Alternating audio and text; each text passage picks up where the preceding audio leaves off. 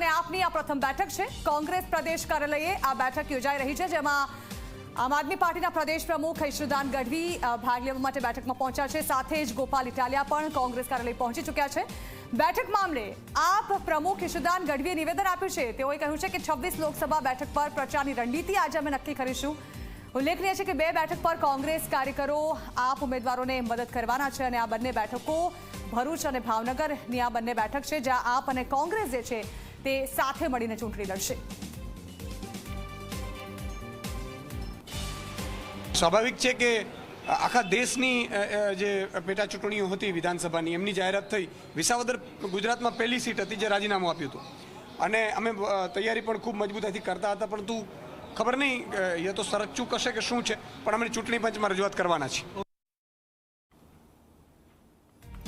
તો પેટા ચૂંટણીની તારીખોની જાહેરાત કરવામાં આવી છે, પરંતુ વિસાવદર બેઠકને લઈને હજુ પણ અસમંજસ છે। તારીખોની જાહેરાત નથી કરવામાં આવી, ત્યારે ઈશુદાન ગઢવી દ્વારા આ અંગે નિવેદન આપવામાં આવ્યું છે। તેમના દ્વારા કહેવામાં આવ્યું છે કે આ અંગે ઇલેક્શન કમિશનને તેઓ રજૂઆત કરવાના છે। તો પ્રથમ બેઠક ઇન્ડિયા ગઠબંધનની ગુજરાતમાં કોંગ્રેસ કાર્યાલય ખાતે।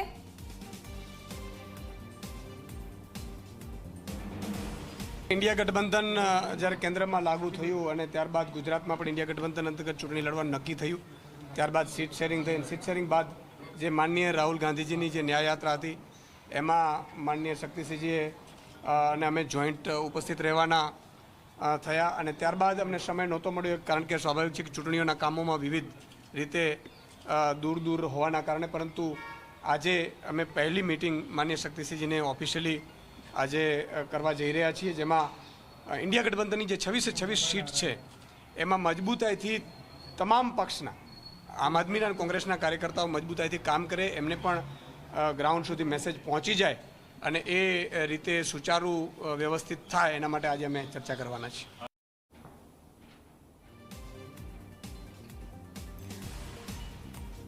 તો ગુજરાતમાં ઇન્ડિયા ગઠબંધનને લઈને મહત્વપૂર્ણ બેઠક કોંગ્રેસ અને આમ આદમી પાર્ટી બે બેઠકો પર સાથે મળીને ચૂંટણી લડી રહી છે, તેને લઈને આ બેઠક રણનીતિ નક્કી કરવા માટે યોજાઈ રહી છે।